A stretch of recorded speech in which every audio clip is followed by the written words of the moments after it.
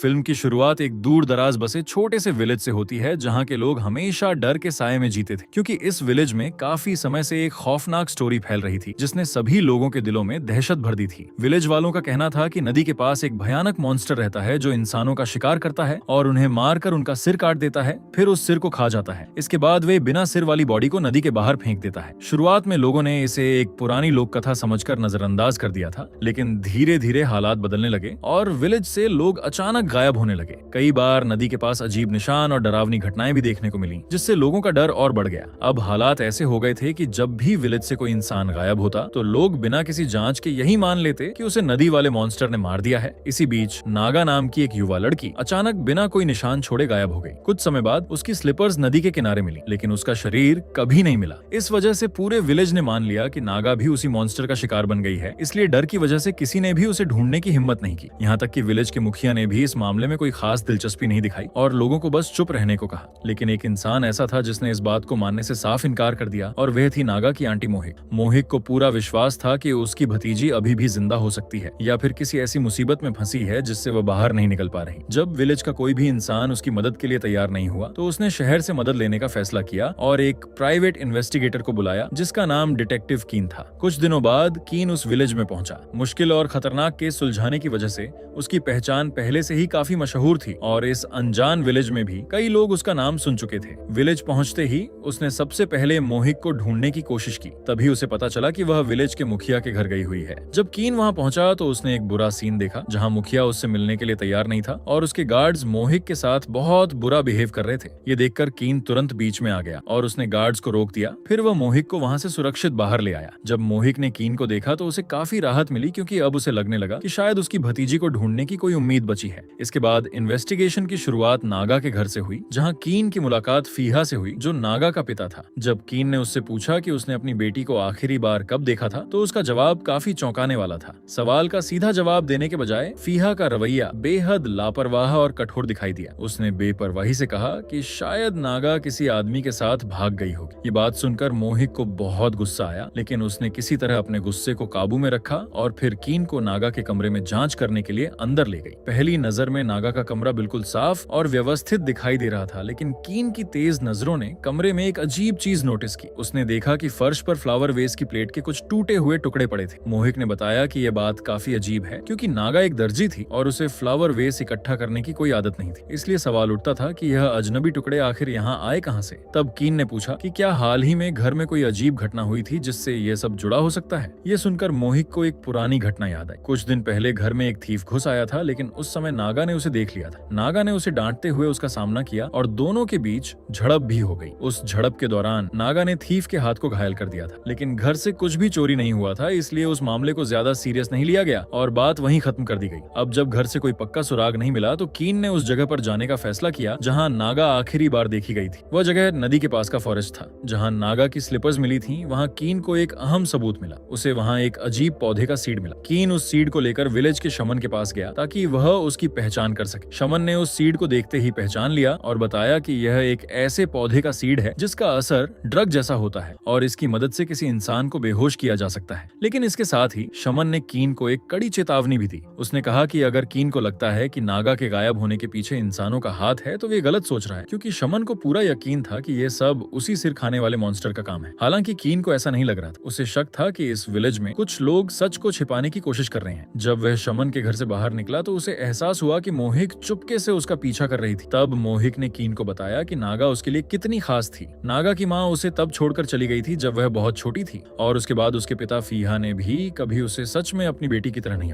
ऐसी हालत में सिर्फ मोहिक ही थी जिसने नागा को प्यार और देखभाल के साथ पाला था। लेकिन मोहिक के पति को यह बिल्कुल पसंद नहीं था कि वह अपनी भतीजी पर इतना ध्यान दे, इसलिए उसने मोहिक को साफ शब्दों में धमकी दी थी कि अगर उसने नागा की देखभाल जारी रखी तो वह उसे डिवोर्स दे देगा। इसी वजह से मोहिक को मजबूरी में नागा से दूर होना पड़ा। लेकिन कई साल बाद उसे अपनी गलती का एहसास हुआ और उसने अपने पति को डिवोर्स देकर दोबारा अपनी भतीजी से मिलने के लिए उसी विलेज लौटने का फैसला किया ताकि वह अपनी पुरानी गलतियों को सुधार सके। लेकिन किस्मत ने उसका साथ नहीं दिया, क्योंकि विलेज लौटने के कुछ ही दिनों बाद नागा अचानक रहस्यमय तरीके से गायब हो गई। इस घटना के बाद मोहिक को गहरा पछतावा होने लगा और उसे लगने लगा कि अगर वह नागा को कभी छोड़कर नहीं जाती तो शायद आज वह सुरक्षित होती। मोहिक की सच्चाई और उसका पछतावा देखकर डिटेक्टिव कीन ने उसे अपनी इन्वेस्टिगेशन में साथ रहने की अनुमति दे दी। थी। जैसे ही रात हुई पूरे विलेज में फिर से डर का माहौल फैल गया। सिर खाने वाले मॉन्स्टर का डर इतना ज्यादा था कि हर इंसान ने अपने घर के दरवाजे मजबूती से बंद कर लिए और कई लोगों ने अपने घरों के सामने शमन द्वारा दिए गए ताबीज भी लटका दिए ताकि बुरी शक्तियों से बचा जा सके। उधर कीन भी उसी विलेज में ठहरा हुआ था और वह इस भारी और डरावने माहौल को महसूस कर रहा था। लेकिन जब उसे नींद आई तो उसने एक बेहद डरावना सपना देखा। सपने में वह खुद को नदी के किनारे खड़ा देखता है जहाँ पानी में नागा का कटा हुआ सिर तैर रहा था और उसकी आंखें खुली हुई थी, यहाँ तक कि उसका मुंह भी हिल रहा था जैसे वह किसी से मदद मांग रही हो। ये दृश्य देखकर कीन घबराकर अचानक जाग गया। उसके शरीर पर ठंडा पसीना बह रहा था और उसकी सांसें तेज हो गई थीं। वह समझ नहीं पा रहा था कि ये सिर्फ एक सपना था या नागा की बेचैन आत्मा का कोई संकेत। अगली सुबह होते ही कीन ने समय बर्बाद नहीं किया और मोहिक के साथ पूरे विलेज में घूमकर नए सुराग ढूंढने लगा। तभी उन्हें एक चौंकाने वाली जानकारी मिली कि नागा के गायब होने वाले दिन उसे विलेज के मुखिया की बेटी टुएट के साथ जोरदार बहस करते हुए देखा गया था। ये सुनते ही कीन और मोहिक तुरंत मुखिया के घर पहुंचे और टुएट से पूछताछ की। टुएट ने बताया कि उनका झगड़ा एक मामूली बात को लेकर हुआ था। उसने कहा कि नागा ने उसके लिए जो कपड़ा तैयार किया था उसका कलर गलत था, इसलिए उसने उसे पैसे देने से मना कर दिया। इस बात पर गुस्से में नागा ने कहा था कि अगर वह पैसे नहीं देगी तो वह यह पैसा उसके मंगेतर टैग से वसूल कर लेगी। इस बात से शक पैदा हुआ कि झगड़े के बाद नागा शायद टैग से मिलने गई हो। कीन ने तुरंत टैग के बारे में जानकारी जुटाई और पता चला कि टैग एक कुम्हार था जो मिट्टी के फ्लावर वेस और प्लेटें बनाता था। ये सुनते ही कीन को नागा के कमरे में मिले फ्लावर वेस के टूटे हुए टुकड़े याद आ गए और उसे शक हुआ कि शायद वह वेस टैग ने ही बनाया हो। इसी शक के आधार पर कीन और मोहिक सीधे टैग के घर पहुंच गए। लेकिन वहां का माहौल अजीब तरह से शांत और डरावना था जिससे मोहिक काफी डरी हुई लग रही थी। इसलिए कीन ने उसे बाहर इंतजार करने को कहा और खुद अंधेरी वर्कशॉप के अंदर चला गया। अंदर जाते ही कीन को अचानक ऐसा महसूस हुआ जैसे वही सिर खाने वाला मॉन्स्टर नागा पर हमला कर रहा हो। लेकिन वह डरावना दृश्य एक पल में गायब भी हो गया। तभी उसे वर्कशॉप के पीछे से किसी के हिलने की आवाज सुनाई दी।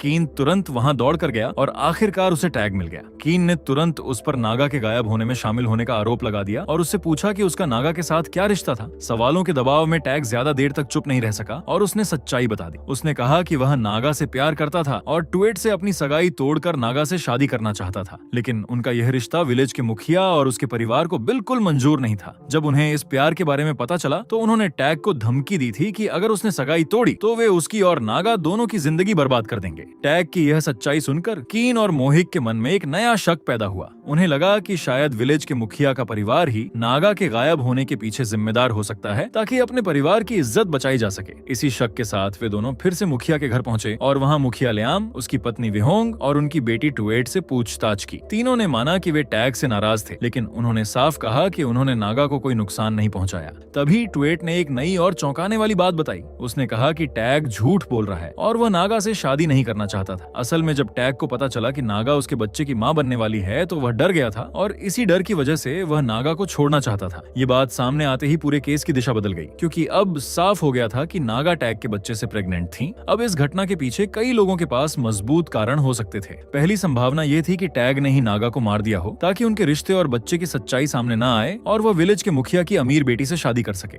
दूसरी संभावना ये थी कि मुखिया के परिवार ने नागा को खत्म कर दिया हो ताकि उनकी बेटी की सगाई बदनामी की वजह से टूट न जाए। लेकिन यह सब अभी सिर्फ शक और अनुमान थे, क्योंकि अभी तक किसी के खिलाफ कोई पक्का सबूत नहीं मिला था। तभी कीन को एक पुराना सुराग याद आया जिसे पहले नजरअंदाज कर दिया गया था और वह था घर में घुसने वाला चोर। ये बात अजीब थी कि उसने उस समय कुछ भी चोरी नहीं किया था। इसी बात के आधार पर कीन ने एक नई थ्योरी सोची कि शायद टैग ने ही उस चोर को भेजा हो ताकि वह नागा से वह फ्लावर वेस वापस ले आए जो उसने उसे दिया था, क्योंकि अगर वह चीज मिल जाती तो उनके रिश्ते का सबूत खत्म हो सकता था। या फिर यह भी हो सकता था कि मुखिया के परिवार ने किसी आदमी को चोर बनाकर नागा के घर भेजा हो, लेकिन नागा के विरोध करने की वजह से उनका प्लान सफल नहीं हो पाया। सच्चाई तक पहुंचने की असली चाबी उसी थीफ के पास थी जिसका हाथ घायल हुआ था। इसलिए डिटेक्टिव कीन और मोहिक उसे ढूंढने निकल पड़े। क्योंकि सबसे बड़ा सुराग हाथ की चोट थी, इसलिए कीन हर शक वाले इंसान के हाथों को ध्यान से देखने लगा। कुछ समय बाद उनकी तलाश सफल हुई और उन्हें ठोंग नाम का एक आदमी मिला जो पहले भी कई बार चोरी कर चुका था। जब उसके हाथ को ध्यान से देखा गया तो उसमें हाल ही में लगी चोट का निशान साफ दिखाई दे रहा था। सख्त पूछताछ करने पर टोंग ने मान लिया कि उसी रात वह नागा के घर में घुसा था, लेकिन उसने साफ कहा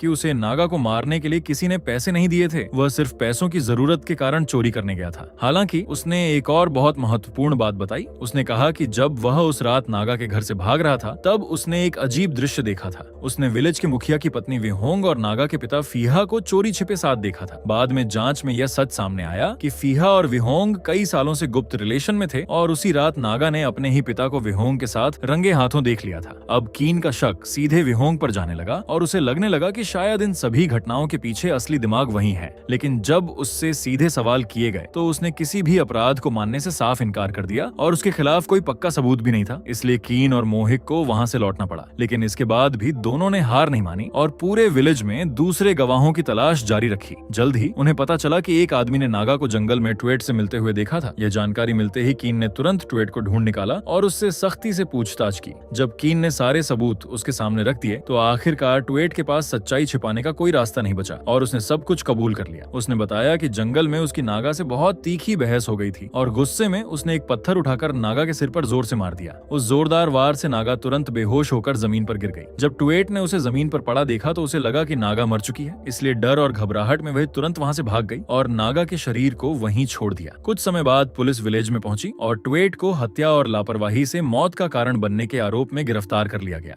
ये सब देखकर मोहिक खुद को संभाल नहीं पाई और फूट फूट कर रोने लगी, क्योंकि उसे लगा कि उसकी भतीजी नागा अब इस दुनिया में नहीं रही। लेकिन ट्वेट की गिरफ्तारी के बाद भी कीन के मन में एक बड़ा सवाल अभी भी बाकी था कि नागा का शरीर आखिर गायब कैसे हो गया। उसी रात कीन सराय में अकेले बैठकर खाना खा रहा था। तभी अचानक उसे ऐसा महसूस हुआ जैसे कमरे में कोई अदृश्य चीज मौजूद हो। माहौल अचानक बहुत डरावना हो गया। जब उसने पीछे मुड़कर देखा तो उसके सामने वही भयानक सिर खाने वाला मॉन्स्टर खड़ा था, जिसके हाथ में नागा का कटा हुआ सिर था और वह उसे बेरहमी से खा रहा था। यह दृश्य इतना डरावना था कि कीन कुछ पल के लिए पूरी तरह सन्न रह गया। फिर वह मॉन्स्टर धीरे धीरे कीन की ओर बढ़ने लगा और अचानक उस पर झपट पड़ा। डर के मारे कीन जोर से चिल्ला उठा। उसकी आवाज सुनकर पास में मौजूद पुलिस ऑफिसर्स तुरंत दरवाजा तोड़कर अंदर घुस आए और उसे बचा लिया। लेकिन जैसे ही वे कमरे में पहुंचे वह मॉन्स्टर अचानक गायब हो गया, जैसे वह कभी वहां था ही नहीं। इस घटना के बाद कीन को यकीन हो गया कि इस केस में कुछ ऐसा हो रहा है जो बिल्कुल नॉर्मल नहीं है। इसलिए उसने अपने साथियों को आदेश दिया कि वे इस मॉन्स्टर के पीछे छिपी असली सच्चाई का पता लगाएं। इसके लिए उन्होंने विलेज के पुराने रिकॉर्ड और इतिहास को खंगालना शुरू कर दिया। तभी उन्हें करीब 30 साल पुरानी एक भयानक घटना के बारे में पता चला।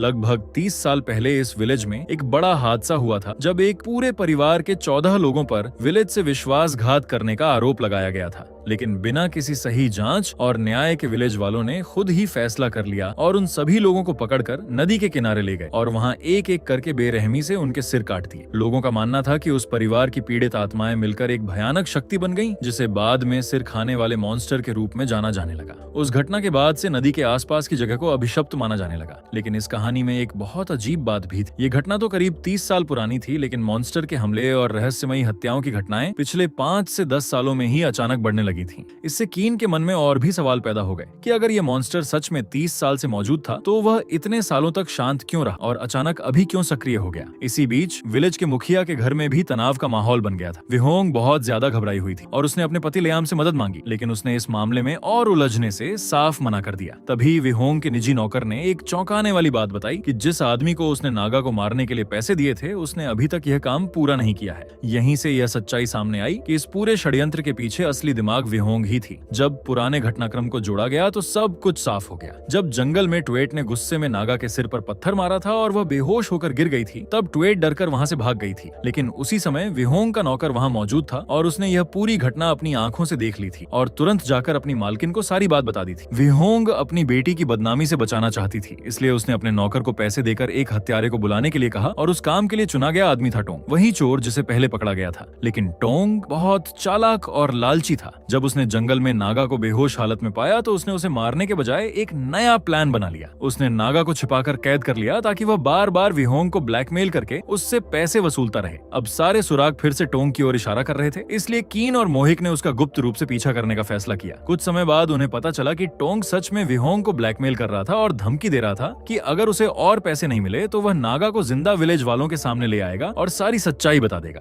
इसी बात को लेकर जंगल में उनकी एक गुप्त मुलाकात तय हुई, जहां विहोंग, उसका नौकर और टोंग मिले। माहौल बहुत तनावपूर्ण हो गया और टोंग को शक हो गया कि नौकर उसे धोखा देने वाला है, इसलिए उसने गुस्से में उसी वक्त नौकर की हत्या कर दी। अब विहोंग पूरी तरह टोंग के सामने फंस चुकी थी और वह उससे विनती करने लगी कि नागा को उसके हवाले कर दे ताकि वह खुद उसे मार सके। बदले में उसने टोंग को बाकी सारा पैसा देने का वादा किया। टोंग इस सौदे के लिए तैयार हो गया और दोनों उस जगह पहुंचे जहां नागा को कैद करके रखा गया था। लेकिन जैसे ही विहोंग नागा को मारने वाली थी, उसी समय कीन और मोहिक वहां पहुंच गए और तुरंत एक भयंकर टकराव शुरू हो गया। कीन ने अकेले ही टोंग का सामना किया और जोरदार लड़ाई के बाद उसे एक पेड़ की नुकीली लकड़ी में भेद कर मार दिया। दूसरी तरफ मोहिक ने नागा को विहोंग के हाथों से छुड़ा लिया और उसे एक पेड़ से बांध दिया ताकि वह भाग न सके। अगले दिन पूरे विलेज के सामने इस पूरे मामले की सच्चाई उजागर कर दी गई और पुलिस ने विहोंग को हत्या की कोशिश के आरोप में गिरफ्तार कर लिया। उधर टैग ने भी ट्वेट से अपनी सगाई तोड़ दी और नागा के साथ फिर से अपना रिश्ता जोड़ लिया, क्योंकि नागा उसके बच्चे की मां बनने वाली थी। अब वह नागा और अपने होने वाले बच्चे के साथ नई जिंदगी शुरू करना चाहता था। धीरे धीरे विलेज में शांति लौट आई, लेकिन कीन के मन में अब भी एक बड़ा सवाल बाकी था। वह बार बार सोच रहा था कि आखिर वह राक्षस कौन था जिसे उसने अपनी आंखों से देखा था। जब कीन विलेज से लौट रहा था तब मोहिक भी उसके साथ थी। रास्ते में उसने एक महत्वपूर्ण बात बताई कि उसने कभी भी उस राक्षस को नहीं देखा था जिसके बारे में कीन बात कर रहा था। फिर भी विलेज के लोग मानते थे कि शमन द्वारा दिया गया एक खास पेय उन्हें उस राक्षस से बचाता है। थोड़ी झिझक के बाद मोहिक ने एक और सच्चाई कबूल की। उसने बताया कि वह हर रात चुपके से वही पेय कीन के खाने में मिला देती थी, क्योंकि उसे डर था कि कहीं राक्षस उसे नुकसान न पहुंचा दे। लेकिन उसने खुद कभी वह पेय नहीं पिया था। ये सुनकर कीन चौंक गया और उसने तुरंत उस पेय की जांच करने का फैसला किया। जांच में एक हैरान कर देने वाली सच्चाई सामने आई। वह पेय किसी भी तरह की सुरक्षा नहीं देता था, बल्कि वह एक शक्तिशाली नशे वाली दवा थी जो उसी पौधे के बीज से बनाई जाती थी जो पहले नदी के पास मिला था। इसका मतलब ये था कि पूरे समय विलेज में कोई राक्षस था ही नहीं। लोगों को जो कुछ दिखाई देता था वह सिर्फ नशे के कारण पैदा हुआ भ्रम था। इस पूरे डर और झूठ के पीछे असली जिम्मेदार था शमन। अब सवाल था कि उसने ऐसा क्यों किया। सच्चाई जानने के लिए कीन ने विलेज के इतिहास की और गहराई से जांच की। तभी एक छुपा हुआ सच सामने आया कि 30 साल पहले जिस परिवार के 14 लोगों को मार दिया गया था, असल में उस परिवार में 15 लोग थे और उनमें से एक छोटा बच्चा बच गया था। उसी दिन उसके दिल में बदले की आग भड़क उठी और उसने कसम खाई कि वह एक दिन इस अन्याय का बदला जरूर लेगा। इसके बाद वह विलेज छोड़कर चला गया और कई सालों तक जहर और दवाइयों के बारे में सीखता रहा। कई साल बाद वह फिर से विलेज लौटा, लेकिन अपनी असली पहचान में नहीं बल्कि शमन के रूप में। उसकी योजना बहुत चालाक और क्रूर थी। उसने अपने बनाए हुए नशे वाले मिश्रण से विलेज वालों को भ्रम दिखाना शुरू किया और डर के माहौल में धीरे धीरे उनके दिमाग और फैसलों को नियंत्रित करने लगा। फिर वह अपने दुश्मनों को एक एक करके मारता गया, ठीक उसी तरह जैसे कभी विलेज वालों ने उसके परिवार को मारा था। लेकिन जब कीन और पुलिस उसके झोपड़े तक पहुंचे तब तक बहुत देर हो चुकी थी, क्योंकि उसकी झोपड़ी पूरी तरह खाली थी। असली अपराधी यानी शमन वहां से पहले ही भाग चुका था और इसी के साथ यह रहस्यमयी और डरावनी कहानी यहीं खत्म हो जाती है।